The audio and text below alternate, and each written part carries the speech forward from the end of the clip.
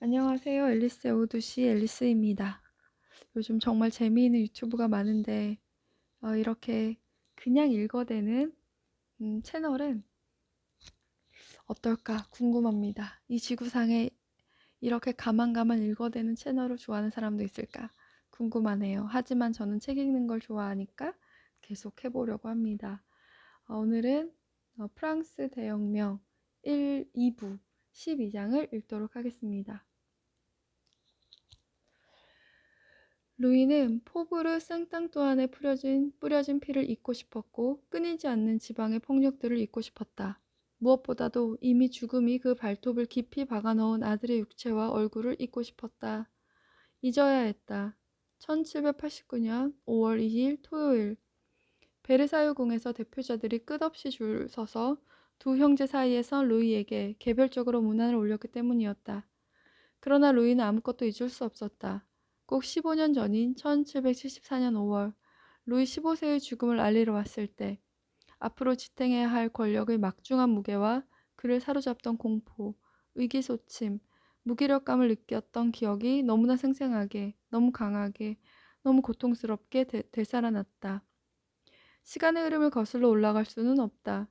한 일들과 겪은 일들, 했어야 했던 일들, 혹은 시도나 지속을 엄두도 못 냈던 일들이 루이의 치세의 흔적과 특징이 되었다.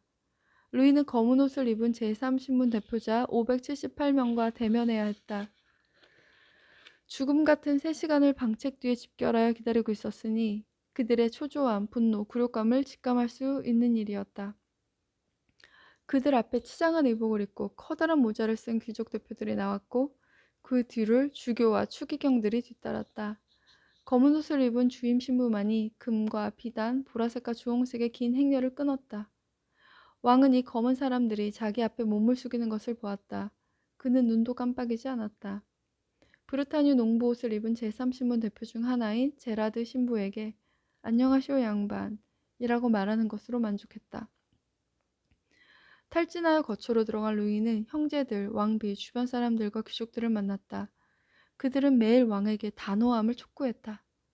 그들은 5월 4일 월요일 노트르담 성당에서 생루이 교회까지, 베르사유 거리 대행차 때와 5월 5일 화요일 무니 플레지르 홀에서 국세상서 바라텐과 네케르 대신에 앞서 연설할 때 왕의 권위를 확증해야 한다고 말했다. 루이는 제3신분 서민들에게 귀족 계급을 존중하도록 촉구할 것이다. 왕가의 권위를 문제 삼도록 놔두지 않는 유일한 방법은 새 신분의 공동 심의를 거부하는 것이었다. 그렇지 않으면 국민의회와 헌법을 낳게 될 수도 있었다. 또한 머릿속을 투표에 대해서도 양보하지 않아야 했다. 루이는 이야기를 들었다. 그는 이러한 견해에 공감했다. 그러나 어떻게 그것을 집행토록 할 것인가? 그는 머리를 끄덕여 승인하는 것에 만족했다. 그리고 마리 앙뚜아네트와 함께 아들의 침대맡으로 갔다. 5월 4일 월요일 베르사유 거리를 가득 메우고 창문들을 온통 점령한 구경꾼들 한가운데를 지나 성령 기사단 의복을 입은 루이와 보석으로 치장한 왕비, 왕가의 가족들, 왕족들이 생루이 대성당으로 향했다. 제3신분 대표들은 왕에게서 멀리 떨어져 있었다. 귀족과 성직자 대표들이 왕을 둘러싸고 있었다. 색의 대비가 이루어졌다. 제3신분 대표들의 검소한 검은색 의복과 성직자와 귀족들의 붉은색, 보라색, 황금색, 그리고 깃털 장식들이 대비를 이루었다. 성당 안에서 귀족과 성직자들은 지정된 의자가 있었으나 제3신분 대표들은 측면 회랑의 자리였다. 낭시라파르 주교는 왕에게 성직자들의 경의와 귀족들의 존경, 그리고 제3신분의 보잘것없는 탄원을 바쳤다. 굴욕이었다. 비록 주교가 그의 설교에서 궁정의 사치를 비난하고 특권을 포기하도록 촉구하며 시골의 비참함을 고발하고 인내와 복종을 설파했지만 굴욕이었다. 베르사유 거리를 횡단하는 동안 제3신분이 환호받고 왕도 박수를 받았지만 대표자들 가운데서 행진하던 오를레안 공작이 박수갈채를 받은 것을 어떻게 잊겠는가. 왕비가 지나갈 때 사람들은 오를레안 공작 만세를 외쳤다. 그리고 침묵이 뒤따랐다. 이 장엄한 행진 후에 루이는 측근들과 네케르에게 둘러싸여 다음날 있을 연설을 준비했다. 수정도 하고 저녁 늦게까지 여러 번 소리 내어 읽어보았다. 행차를 하면서 그리고 성당 안에서 로이는 불안한 마음이 들었다. 아마도 왕과와 함께 왕조의 권위를 나타내는 장엄한 의식의 마지막 시연을 보고 있는지도 모른다는. 그의 걱정이 실현될 것인가 아닌가는 자신의 연설과 그것이 가져올 결과들에 달려 있었다. 그는 운명에 맞서겠다고 결심했지만 이미 운명은 결정난 것이 아닐까. 냉혹하게 돌아가는 운명의 수레바퀴를 한낱 연설이 멈출 수 있을지 두려웠다. 5월 5일 오후 1시 오른쪽에 자리를 잡은 왕비와 뒤에 위치할 대신들을 동반하여 문이 플레지르 홀에 들어갔을 때 루이는 아침 8시부터 대표자들이 자기 이름을 부르면 대답하려고 그 방에서 기다리고 있었다는 것을 알았다. 성직자와 귀족 대표는 거대한 방의 왼쪽과 오른쪽에 앉아 있었다. 제3신부는 거대한 무리를 이루어 왕의 정면 바닥에 있었다. 단 위에 올려놓은 왕좌 위에는 황금 백합 문양의 보라색 덮개가 있었다. 루이는 거친 소리에 가까운 단호한 목소리로 읽기 시작했다.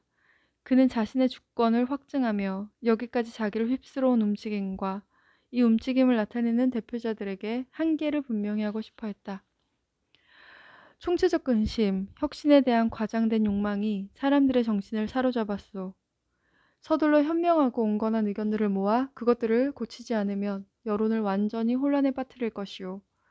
정신은 혼동에 빠져 있소. 그러나 나라 대표자들의 의회는 틀림없이 지혜롭고 신중한 조언들만을 들을 것이오. 사람들은 국세상서의 연설을 거의 듣지 않았다. 그리고 그렇게 기대되던 네켈의 연설은 너무나 실망스러웠다.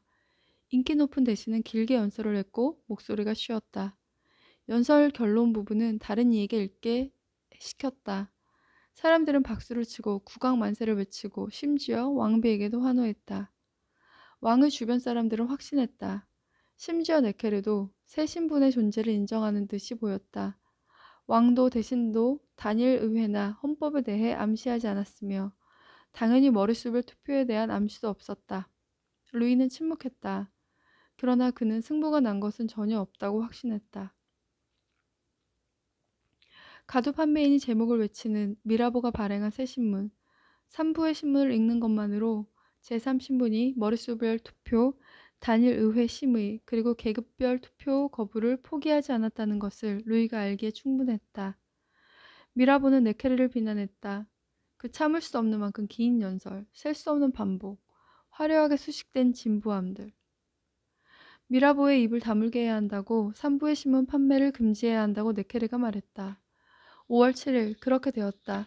그러나 미라보는 제목을 바꾸어 위임자들에게 보내는 미라보 백작의 편지를 발간하고 기사를 실었다. 2,500만 명의 목소리가 언론의 자유를 요구하고 국가와 국왕이 한 목소리로 모든 계몽사상의 경합을 요구하지만 소의 인기는 한 대신이 감히 뻔뻔스럽게 우리 생각을 봉인하려 하며 거짓의 유통을 장려하려 합니다. 그럴 수 없습니다, 여러분. 사람들은 미라보에게 네케르는 그저 돌팔이고 불량배 대장일 뿐이라는 것을 알았다.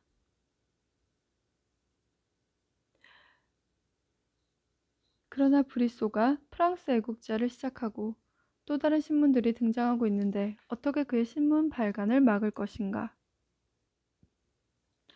신문들의 감시하에 3부의 토론이 진행될 것이다. 신문에 반영되고 또 신문에 따라 방향이 정해지는 여론은 대표자들이 토론을 벌이는 홀로 들어갔다가 거기서 나오지 않게 될 것이었다. 사람들은 신문을 열정적으로 읽었다. 수많은 파리 사람들이 베르사유 여행을 했다. 그들은 가장 많은 대표들을 보유한 제3신분에 내준 3부회의 공동홀에 별 어려움 없이 입장을 허가받았다. 그들은 자기들 대표의 이야기를 들었다. 그들은 재능으로나 명성으로나 매일매일 두각을 드러냈다. 미라보, 시에예스, 무니에, 바르나브. 종종 발언권을 얻는 인물은 아라스의 대표인 변호사 막시밀리앙 로베스피에르 같은 무명인이었다. 6월 18일 그가 처음으로 발언하던 날 사람들은 그의 말을 흘려들었다. 두 특권 계급은 분리된 방으로 들어갔다. 거기서 그들은 문을 잠그고 자리를 잡았다. 그렇게 단일 회의를 거부하겠다는 자신들의 의지를 표현했다. 그 순간 제3신분 대표들은 연극을 흉내내어 코민이라는 스스로의 이름을 지었다. 며칠 후 코민 대표로 파리시 대표인 천문학자 바이이를 선출했다. 루이는 관찰하고 질문하고 들었다. 왕비와 아르투아 백작, 즉 왕족은 제3신분이 분리되어 각 의원들의 위인권 확인을 거절하고 다른 신분들에게 자기들에게 합류할 것을 요구함으로써 반역 상태에 들어갔다고 반복해 말했다. 제3신분은 신분별 분리를 깨뜨리길 원했다. 그들은 귀족과 성직자 대표자들에게 자신들에게 합류할 것을 요청했다. 그들은 모든 타협을 거부했다. 그러므로 그들이 복종하도록 몰아넣어야 했다. 그러나 어떻게? 루이는 왕권에 대한 위험을 가늠해 보았다. 분리된 방에서 각 신분별로 대표들의 위인권을 확인하기로 결정한 특권 계급들에만 의존하는 것이 충분한 일인가? 그러나 귀족 47명은 그것에 반대했다. 141명은 찬성했다. 그리고 성직자들은 심하게 분열되어 있었다. 114명은 제3신분에 합류해 단일 의회를 형성할 것에 반이 겨우 넘는 133명은 분리 유지에 찬성했다. 제3신분 대표들은 주임 신부들에게 꼬민에 합류할 것을 설득해 보러 갔다. 이 하급 성직자들은 마음이 흔들렸다. 그들은 과감히 고위 성직자들에 대항하여 일어났다. 마을 주임 신부들에게는 아카데미 프랑세즈 회원들의 재능이 있지 않지만 최소한 마을 사람들의 양식은 있습니다. 아카데미 프랑세즈 회원이 모리 신부에게 어떤 이가 한 말이었다. 여기서는요, 성직자님들, 우리 모두는 평등합니다. 또 다른 이가 말했다. 유대인 해방에 관한 속어로 유명한 흑인의 벗, 그레고아르 신부는 그의 주변에 매일 저녁 애국파 주임 신부 60명을 모았다. 파레로아얄에서부터 포브르 생땅뚜안 거리까지 파리 전체가 들끓었다. 목격자들은 자신들도 애국파하긴 했지만 선언되는 이야기들의 폭력성을 걱정했다. 어떤 이는 뽕네프다리에 모인 신부들을 위한 형벌용 말뚝을 요구했다. 어떤 이는 국가의 적들을 손꼽아 셌다. 왕족 전하 2, 베네치아 전하 3, 총회 1. 왕의 형제들인 콩떼공, 부르봉 공작, 콩티공, 그리고 폴리나크 부인에 관한 이야기였다. 당연히 왕비도 모욕적인 언사에 뒤엎여 비난을 받았다. 계몽주의자의 애국파며 볼테르 작품의 편집자인 출판업자 니콜라 리오는 걱정을 표현했다. 증오는 감정이 백성들 속에서 특권층을 향해 좀 더 오래 발효된다면, 그리고 권위가 그것을 달래거나 진화하지 못한다면 재산이 없는 백성 일부 무리가 성에서 성으로 뛰어다니며 모든 것을 약탈하고 모든 것을 파괴하지 않을까 걱정해야만 한다. 그들은 소요를 일으키도록 하기 매우 쉬운 자들로 길거리나 교차로, 공공시장이나 장터에서 듣는 아주 사소한 말에도 종종 스스로 소요 속으로 뛰어들며 시민적 존재감도 도덕적 원칙도 없는 무리다. 나는 이미 매일매일 늘어가는 것이 보이는 무리 중에 파리 하층민이 이러한 위협적 말을 하는 것을 들었다. 그리고 니콜라 리오는 덧붙였다. 통치권자가 권위를 가지고 자유민들의 회합에 개입하여 평화를 가져오길 진심으로 바라야 한다. 그러나 5월 말 산부에는 아직도 단일회의가 아니었다. 새 신부는 각자 입장을 고수했다. 왕이 각 계급을 간 화해의 회의를 제안했을 때, 왕이 계급들 간 화해의 회의를 제안했을 때 함정을 걱정한 제3신부는 제안을 거부했다. 흔들리지 않고 남아있으면 제3신부는 적들에게 무서운 상대라고 미라보가 변호했다. 왕은 지쳤고 절망했다. 왕은 마음속에서 모든 것이 엉켰다. 백성들이 분열되고 반역하는 것을 보는 실망감과 죽음이 왕세자의 신체를 침범해 오고 있음을 확인하는 매일의 절망감이 혼재되어 있었다. 베르사유보다 좀 더 맑은 공기를 마시게 될 것이라는 희망에 아이를 매동으로 옮겼다. 루이는 매일 아이 머리맡에 갔다. 마치 그 앞에, 그의 죽어가는 아들 앞에 자신의 무능함에 대한 증거가 보이는 듯 했다. 6월 4일 왕세자가 죽었다. 예법에 따라 왕과 왕비는 아이를 생드니까지만 동반할 수 있었다. 그들은 마를리의 자리를 잡았으나 고뇌에 얼이 빠져 있었고 깊은 묵상을 원했다.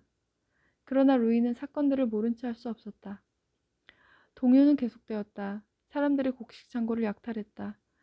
아르투아 백작과 왕비 그리고 측근들은 6월 1일 CAS 신부의 제안으로 제3신분 꼬민이 스스로 국민의회가 되었다는 것을 알고서 왕을 집요하게 괴롭혔다.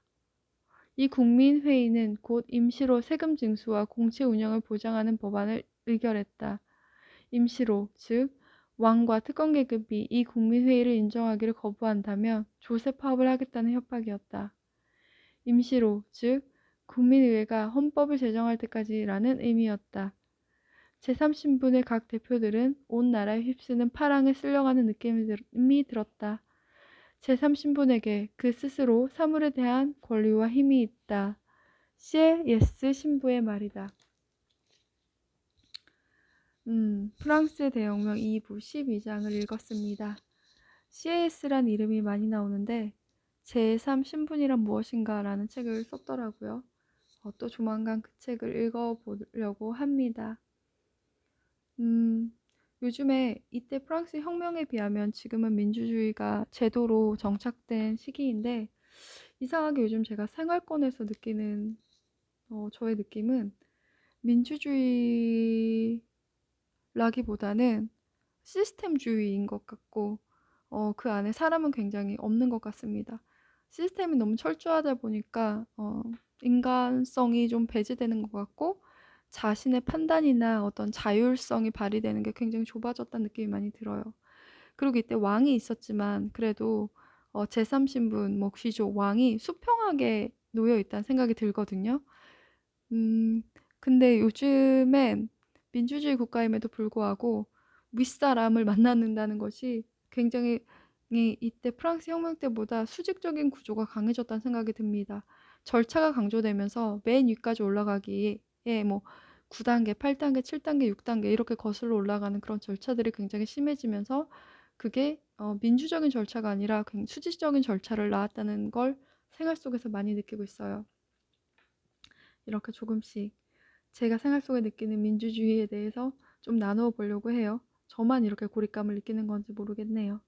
앨리스 오후 2시 오늘 12장 읽은 것 여기에서 마치겠습니다. 안녕. 13장에서 만나요.